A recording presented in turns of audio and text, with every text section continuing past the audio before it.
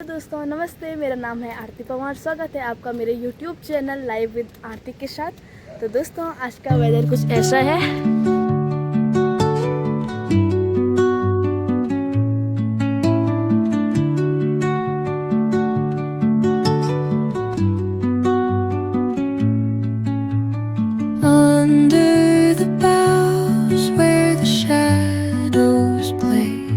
यहाँ सामने पे मुक्कू गांव है और वहाँ पे बहुत तेज बारिश हो रही है। और यहाँ सामने पे कांडा गांव है और वहाँ बहुत ही अच्छी धूप लगी हुई है और हमारे यहाँ पे भी बहुत ही प्यारी धूप लगी हुई है। और दोस्तों सामने पे बहुत ही प्यारा झरना बह रहा है और कल तक लगातार बारिश हो रही थी तो उसका जल स्तर बहुत ज़्यादा बढ़ गया था, लेकिन आज फिर से धूप के कारण उसका पानी बहुत कम हो गया है। दोस्तों ऐसे ही पहाड़ में होता रहता है, लगातार बारिश होने से झरने का जल स्तर बहुत ज़्यादा बढ़ जाता है, किसी भी नदी का जल स्तर बहुत ज़्यादा बढ़ जाता है और वो ऐसे दुर्घटना का रूप ले लेता है। और तो दोस्तों इन पक्षियों को गौरैया कहा जाता है और ये पक्षियाँ धीरे धीरे पहाड़ों से विलुप्त होती जा रही हैं। और आजकल कुछ दिनों से ये पक्षियाँ बहुत ज़्यादा झुंड में हर घर में दिखाई दे रही हैं और इस साइड तो बिल्कुल विलुप्त हो गई थी ये पक्षियाँ और आजकल धीरे धीरे दिखाई दे रही है। तो लगता है शायद आजकल खेतों में कुछ अनाज नहीं है और इनको खेतों की साइड शायद कुछ खाने को नहीं मिल पा रहा होगा, तो इसलिए ये घर के साइड मतलब गाँव की साइड वापस लौट के आ गई है। और इसी में हमारा फ़ायदा भी है, अगर हम इनको थोड़ा सा भी अनाज देते हैं या थोड़ा सा भी अगर हम इनको खाने के लिए कुछ डालते हैं तो ये भी जीवित रह पाएंगी और इनके जीवित रहने से हमको भी बहुत लाभ है, क्योंकि वो प्रकृति को बचाने में पशु पक्षियों का भी बहुत ज़्यादा हाथ है। हमको भी इनको विलुप्ति की ओर जाने से बचाना चाहिए और इनको बचाए रखने से भी हमको भी बहुत ज़्यादा फ़ायदे हैं और हमको क्या पूरी प्रकृति को बहुत ज़्यादा फ़ायदा है।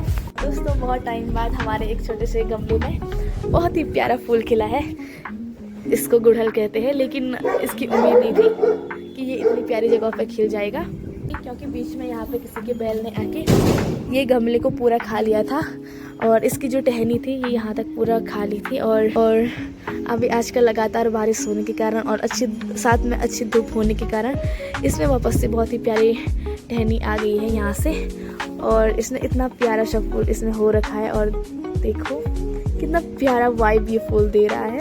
दोस्तों देखते ही देखते सामने के गाँव से यहाँ भी बारिश आने को हो गई है और चारों तरफ बारिश का मौसम बन गया है। ये सामने पे सारी गांव है, मतलब यहाँ पे भी बारिश का मौसम बन गया है और सामने पे जहाँ पे अभी तक धूप लगी हुई थी वहाँ भी बारिश का मौसम हो गया है।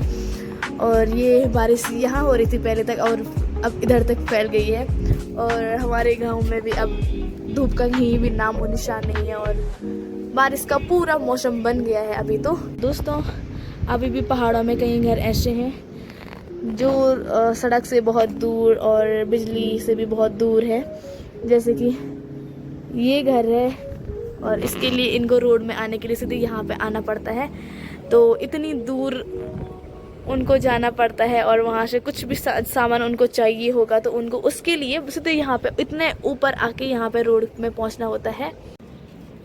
दोस्तों मम्मी की हेल्प करने चली थी, अब आरती को लग रहा है कि कोई इसी की हेल्प कर देता तो कितना अच्छा होता। बोल रही है कि मेरे से भी ज़्यादा भारी है। ये मुझसे भी भारी है, मतलब मुझे ऐसे लग रहा है मैं नीचे एक तरफ और ये ऊपर एक तरफ।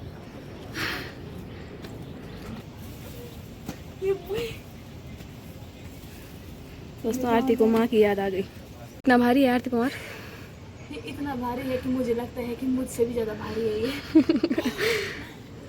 तो जो ये हमारी भैंस है ये हम सबको बहुत मारती है, मतलब ये हमें अपने पास भी नहीं आने देती है और बस मेरी मम्मी को नहीं मारती है। देखो हमारे पास जाते ही एकदम कुछ जोर से आवाज़ करती है, फूई फू फूई फू। और कुछ ध्यान से देख रही है, मैं जानना चाहती हूँ क्या देख रही है। तो दोस्तों ये वही खेत है जिसमें मैंने इन हाथों से पूरे एक दिन मैं पूरा कुदाल मार के इसमें वो किया था, तब जाके ये कोदा फिर से इतना लगाया है। बहुत मेहनत लगी थी और आज देखो कितना हरा भरा हो गया है, पता भी नहीं चल रहा है कि इसमें किसी ने कुदाल भी लगाई होगी। फिर से वैसे ही कबाड़ घास हो गया है इसमें। तो दोस्तों ये हमारी माता श्री पहुंच गई है गौशाला में, लेकिन ये एक क्वेश्चन माता श्री आपके लिए, ये भैंसों के लिए पायो जो ये नहीं मन भी था भी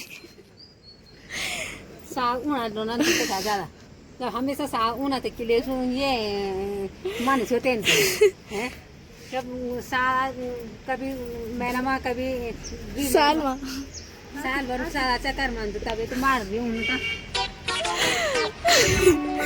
तो दोस्तों ये रियलिटी है कि हम आते ही नहीं है, लेकिन आते भी कैसे जब ये मारता ही इतना खतरनाक है। हाँ, झूठ कह रही है, कमी हमारे ही में निकालेगी, अपनी भैंस में नहीं निकालेगी। उनको अपने भैंस से अपार प्यार है, बच्चों से वो तो दोस्ती है।